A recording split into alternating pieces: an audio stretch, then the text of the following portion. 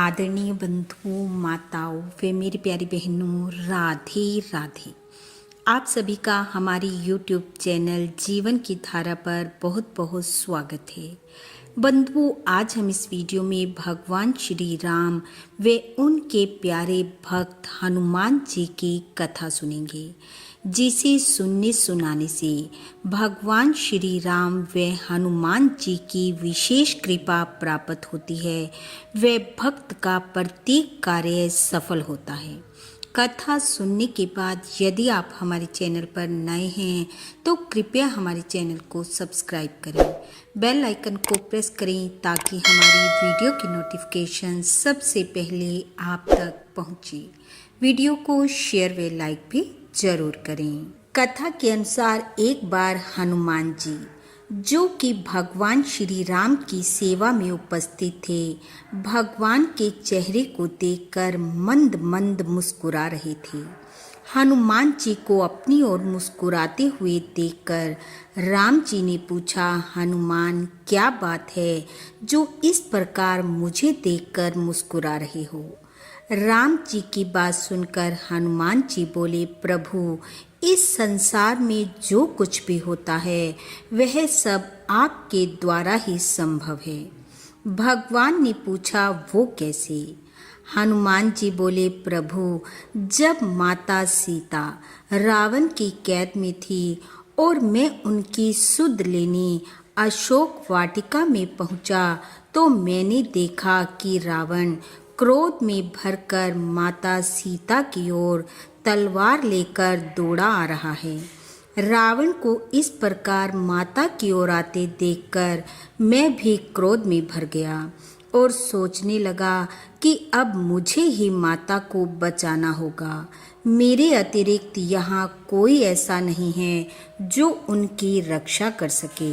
और जैसे ही रावण की तलवार पकड़ने के लिए मैं आगे बढ़ने को तैयार हुआ, उसी क्षण रावण के पास खड़ी उसकी पत्नी महारानी मंदोदरी ने रावण का हाथ पकड़ लिया और उसे ऐसा करने से रोक दिया।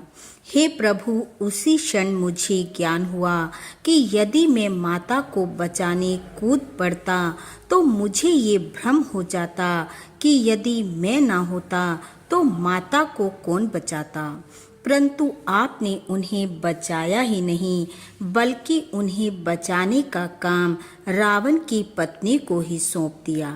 तब मैं समझ गया कि आप जिससे जो कार्य लेना चाहते हैं वह उसी से लेते हैं, किसी और का कोई महत्व नहीं होता। हनुमान जी बोले, प्रभु, इसी प्रकार वहाँ वृक्ष पर बैठे बैठे मैंने सुना कि त्रिजटा ने कहा कि लंका में एक वानर आएगा जो लंका को जलाएगा। त्रिजटा की बात सुनकर मैं चिंता में पड़ गया कि प्रभु ने तो मुझे लंका जलाने के लिए कहा ही नहीं, और मैं किस प्रकार लंका जलाऊंगा इसका मुझे तनिक भी ज्ञान नहीं है। परंतु जब मुझे पकड़कर रावण के समक्ष ले जाया गया और मुझे मारने की बातें होने लगी, तब विभीषण ने आकर कहा कि दूत को मारना अनीति है, और तब मैं समझ गया कि मुझे बचाने के लिए प्रभु ने यह उपाय कर दिया है। हनुमान जी कहने लगे, प्रभु, मेरी हैरानी की हद तो उस समय पार हो गई जब रावण ने कहा, बंदर को मारा नहीं जाएगा, बल्कि इसकी पूंछ में कपड़ा लपेटकर घी डालकर आग लगाई जाएगी।